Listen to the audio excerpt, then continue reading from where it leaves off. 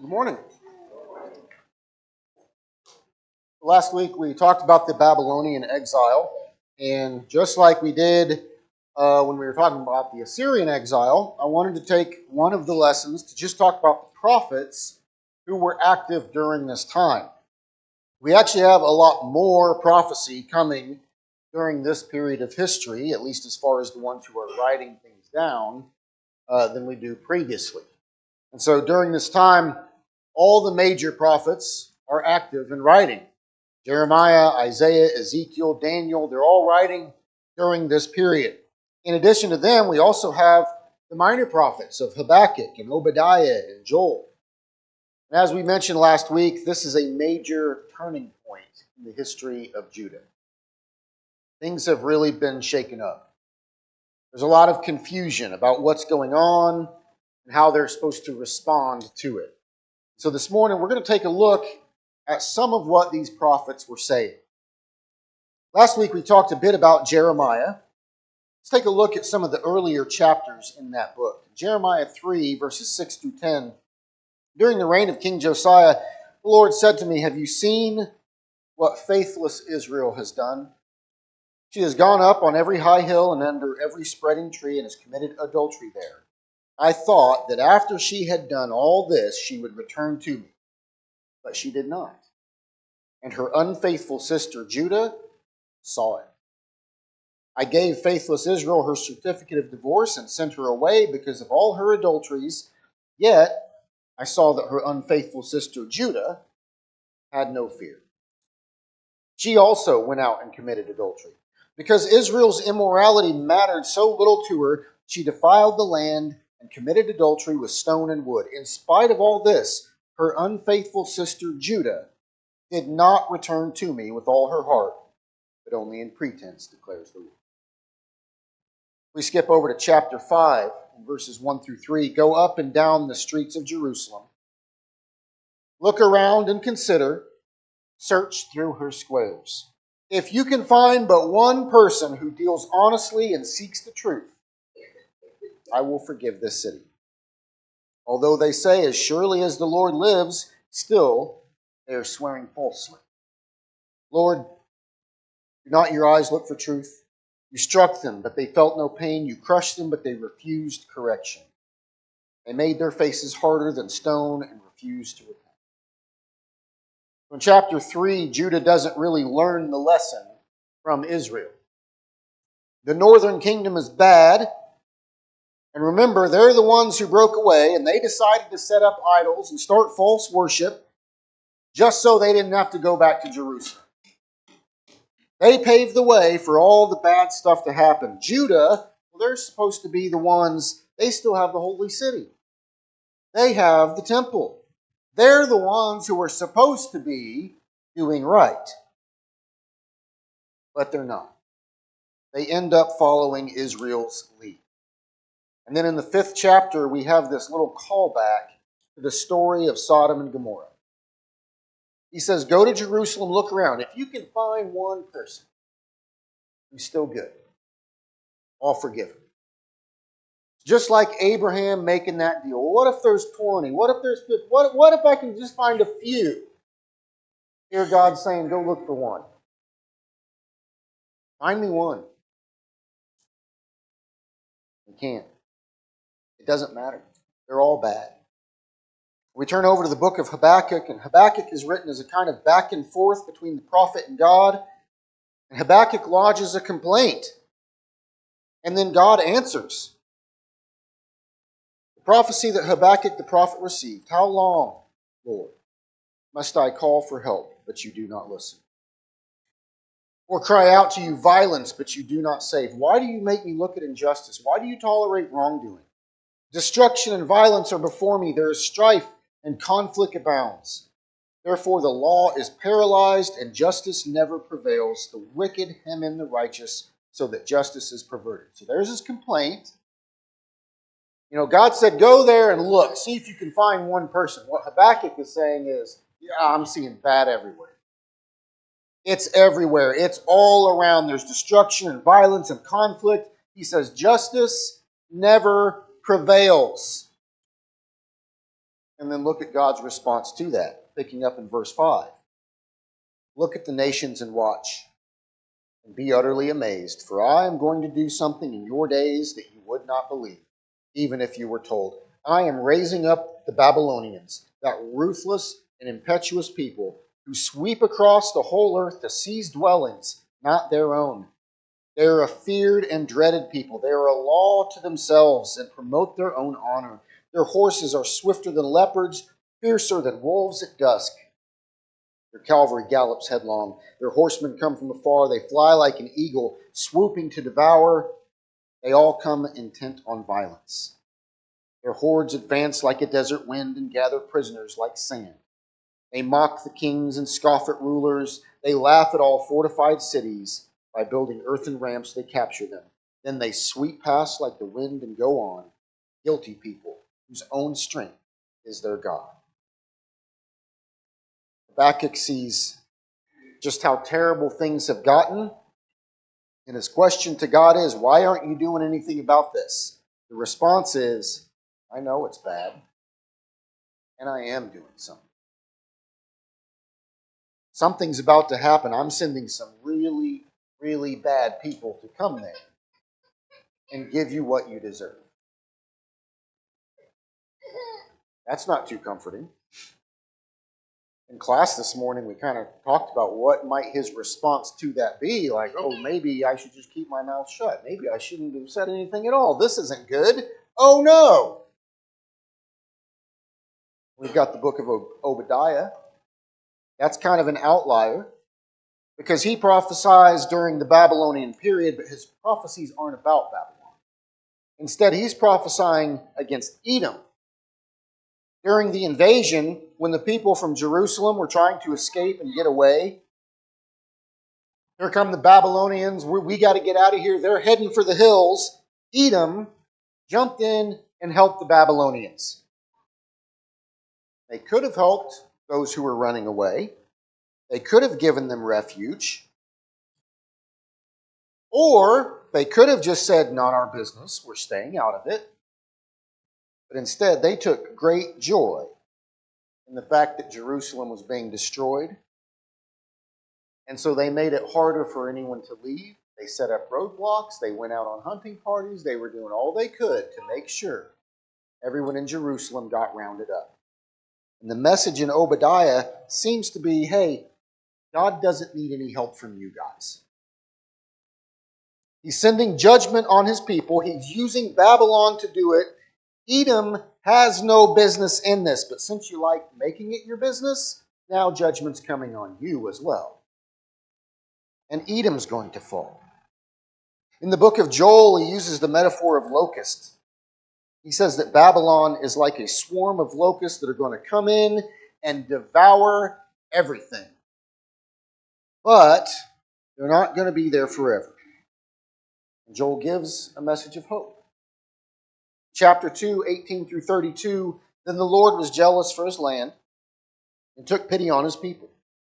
The Lord replied to them, I am sending you grain, new wine and olive oil, enough to satisfy you fully. Never again will I make you an object of scorn to the nations. I will drive the northern horde far from you, pushing it into parched and barren land. Its eastern ranks will drown in the Dead Sea, and its western ranks in the Mediterranean Sea, and its stench will go up, its smell will rise. Surely he has done great things. Do not be afraid, land of Judah. Be glad and rejoice. Surely the Lord has done great things. Do not be afraid, you wild animals, for the pastures in the wilderness are becoming green. The trees are bearing fruit. The fig tree and the vine yields their riches. Be glad, people of Zion.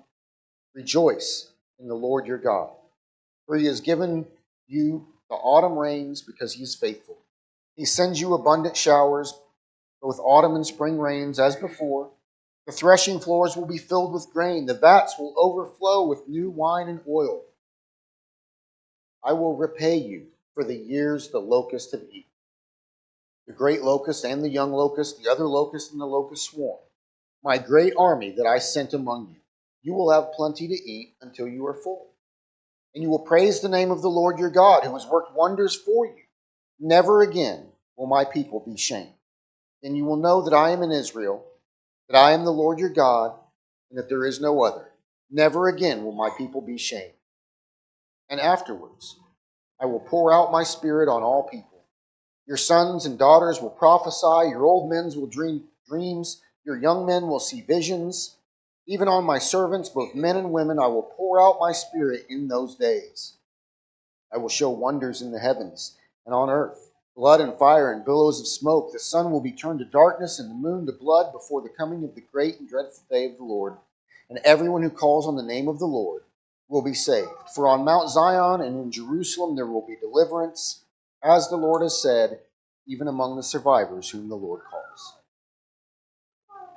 Those last few verses might sound familiar. That's what Peter quotes on the day of Pentecost. Joel says God's going to get rid of the Babylonians.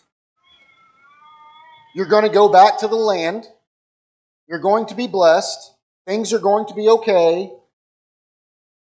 And then something amazing is going to happen. After all this stuff, I'm going to pour out my Spirit on the people. The message kind of takes a different shift. There's hope. There's gladness. You're going to go back. You're going to be blessed. But something even bigger is on the horizon. Let's take a look at Ezekiel chapter 11, 1 through 3. Then the Spirit lifted me up and brought me to the gate of the house of the Lord that faces east. There at the entrance of the gate were 25 men, and I saw among them Jazaniah, son of Azur, and Pelatiah, son of Benaiah, leaders of the people. The Lord said to me, Son of man, these are the men who are plotting evil and giving wicked advice in this city. They say, haven't our houses been recently rebuilt? This city is a pot. We are the meat in it. I did a sermon on this last year about that phrase. The city is a pot and we are the meat in it. Remember, Ezekiel is taken away in the second wave. And this is right before the temple and the city are destroyed. Last week I mentioned how there was a firm belief that no matter what happened to them, the temple and the city cannot be destroyed. Like, can't be. Not possible. God lives there, so you can't do anything to it. And so Ezekiel has this vision of the people who are still in Jerusalem, and they had gotten this idea that the people that were taken away, well, they must have been bad. They got taken away for a reason, but you know what? We weren't taken away. We're still here. So we must be the good guys. We are here in this city, so we are doing what God wants. This city is a pot. The pot is for cooking. It's a pot that's going to have some really good things in it. And we are the meat. We're the good things in it. Aren't we awesome? And then God says, think again. Because you're not the good. They had a completely wrong-headed and overly simplistic view of everything that was happening. Oh, well, bad people gone, good people stayed. What else is there? Well, no. Because there's going to be another invasion coming. And this is going to be the really bad one. This is going to be the one that destroys everything. And your understanding of how this works and what is going on is going to completely fall apart. There's a plan at work. You guys don't understand it. And then later in that chapter, Ezekiel 11, verses 14 through 21, the word of the Lord came to me, Son of man, the people of Jerusalem have said of your fellow exiles and of all the other Israelites, they are far away from the Lord. This land was given to us as our possession. Therefore say, this is what the sovereign Lord says. Although I sent them far away among the nations and scattered them among the countries, yet for a little while I have been a sanctuary for them in the countries where they have gone. Therefore say, this is what the sovereign Lord says, I will gather you from the nations and bring you back from the countries where you've been scattered. and I will give you back the land of Israel again. They will return to it and remove all its vile images and detestable idols. I will give them an undivided heart and put a new spirit in them. I will remove from them their heart of stone and give them a heart of flesh. Then they will follow my decrees and be careful to keep my laws. They will be my people, and I will be their God. But as for those whose hearts are devoted to their vile images and detestable idols, I will bring down on their heads what they have done, declares the sovereign. Again, there's a plan in place. God's saying, I'm working through this exile. I'm still doing things. And just because some people were taken away and some stayed, doesn't mean that's the dividing line between good and bad. There's something much bigger at work. I also want to briefly mention the book of Daniel. Daniel takes place during the Babylonian exile. It also extends into the Medes and the Persians. And in chapter 5, we have the story where Belshazzar, he's having a feast, and a hand appears and writes something on the wall. And Daniel is brought in to interpret this writing. Chapter 5, 25 through 31, this is the inscription that was written. Mene, mene, tekel, parsin. Here is what these words mean. Mene, God has numbered the days of your reign and brought it to an end. Tekel, you have been weighed on the scales and found wanting. Perez, your kingdom is divided and given to the Medes and the Persians. Then at Belshazzar's command, Daniel was clothed in purple. The gold chain was placed on his neck, and he was proclaimed the third highest ruler in the kingdom. That very night, Belshazzar, king of the Babylonians, was slain. And Darius the Mede took over the kingdom at the age of 62. Something really interesting about this is that for a very long time, there was some debate about what really happened here. Because once upon a time, it was believed Nabonidus is the king of Babylon when it fell. We have records of that. Lots of records of it. But there's no records of anyone named Belshazzar. So what's going on here? On top of that, we know that Nabonidus, when Babylon fell, he wasn't killed. He was actually exiled. And so there's a lot of people who were pretty skeptical of Daniel and his story of everything that was happening. As I say, about something that we can't prove archaeologically in the Bible, give it time. We'll eventually find something. Lo and behold, so much information about Belshazzar has been uncovered that we now have more information about Belshazzar than we do about Nebuchadnezzar. And it turns out Belshazzar and Nabonidus were co-regents at the time Babylon fell. And it turns out Nabonidus wasn't in Babylon at the time it fell. He was in another city. Belshazzar was killed. And then Nabonidus returned to Babylon. Darius was already there. Babylon's taken over without a fight. It's just turned over. And it turns out Daniel's account is correct. It happens as he said. And just like that, Babylon is no longer under Babylonian control. Everything shifts to the Medes and the Persians. And it's not even any big battle. It's just handed over. And that brings us to a whole new situation. Prophecy being fulfilled. And now something is happening. Throughout all these prophets, they use different imagery. They use different metaphors. They use different methods and ways of conveying their message. But the message is consistent throughout all of them. Pretty much the same. It's a very bleak picture of judgment. It's all the things that they have done wrong, the things that have gone wrong, the behavior that's deserving of punishment, yet there's a consistent message of hope. It's not the end. There's something else on the horizon. And it's during this time that you start to get a lot more on the horizon. Not just you'll go home. Not just you're going to rebuild. It's not just, oh, you got some hope. This isn't the end. You start to get prophecies about Mashiach. Mashiach, the Hebrew word for Messiah. We'll talk a little bit more about what the Messiah actually is, what that word means down the road.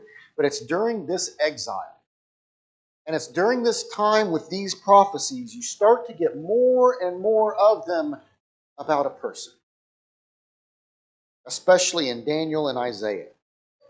And when the Jews return to Jerusalem and they start rebuilding the temple and they're putting things back together, this is when they're going to start really doing their theology, and they're going to be thinking about what has been written, what it all means. Daniel and Isaiah and Jeremiah are going to be instrumental and play a key role in that. What does this mean? And how should we interpret it? Daniel 7:13 and 14, in my night vision I looked, and there before me was one like a son of man, coming with the clouds of heaven.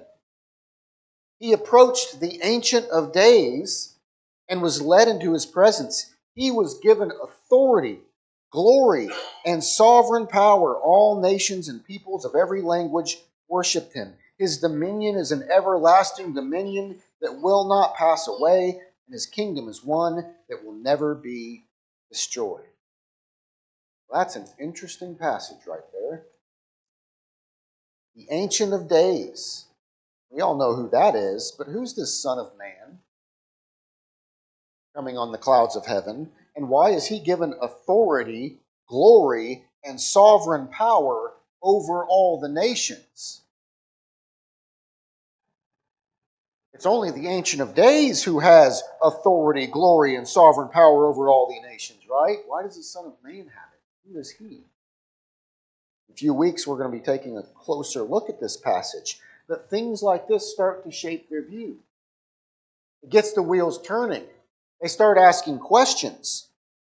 Jeremiah 31 through 34, the days are coming, declares the Lord, when I will make a new covenant with the people of Israel and with the people of Judah. It will not be like the covenant I made with their ancestors when I took them by the hand to lead them out of Egypt, because they broke my covenant, though I was a husband to them, declares the Lord. This is the covenant I will make with their people, with the people of Israel at that time, declares the Lord. I will put my law in their minds and write it on their hearts. I will be their God, and they will be my people. No longer will they teach their neighbor or say to one another, know the Lord, because they will all know me, from the least of them to the greatest, declares the Lord. For I will forgive their wickedness and remember their sins no more. A new covenant. What's that mean? What happens to the old covenant? We're the Jews. We're under the Abrahamic covenant. Well, where's that going? Isaiah, he talks about a suffering servant. Sometimes in Isaiah, the servant is Israel, and sometimes it's a single person. And it goes back and forth. Well, how are we supposed to interpret that? What exactly does that mean? How should we understand it? These prophets deliver a whole lot of doom and gloom, and through it all, there's a message. Something big is about to happen. God has a plan, and it's playing out. God knows exactly what he's doing, and it's in the works. And these prophets who are writing 500 years or so before Jesus ever comes, they're already setting the stage. They're already creating those questions and those thoughts in people's mind. They're planting the seeds. When Jesus finally does come, these prophets will play a major role in it. Way back in the very beginning, Adam and Eve were exiled from the garden. We are no longer the people we should be, and no longer with God in the way He originally intended. There was a plan to bring us all back. And through it all, from the flood to Egypt, to the Promised Land, to the Assyrian exile, the Babylonian exile, to Jesus, to the church, to us right here this morning today. There's a plan. There's a plan in place. It's been working out since the very beginning. The question is, are you a part of that plan? Do you fit into that plan? I titled this series The Divine Epic because what we see in the Bible is one single, unified epic. It's a grand story from beginning to end. It is a story that runs through all of human history. It's the story of God and His relation to His family. But are you a part of that story? Are you a part of that family? Close with an invitation to be a part of it. To be an imager like God intended in Genesis. To partake in the covenant to all nations and all people like God promised to Abraham. To be a part of the story of God's people who are exiled from who they should be, but have a promise to come back home and be who God wanted since the beginning. It's an invitation to come to Christ, through whom we re-enter God's family, and through whom we become part of God's story, and we participate in God's plan. If you're ready to do that, be baptized into Him, you can come to the front while we sing this song. We'll be happy to assist you with it. If you have some other need, anything that we can help you with, this invitation is for you as well. Please come while we stand and sing.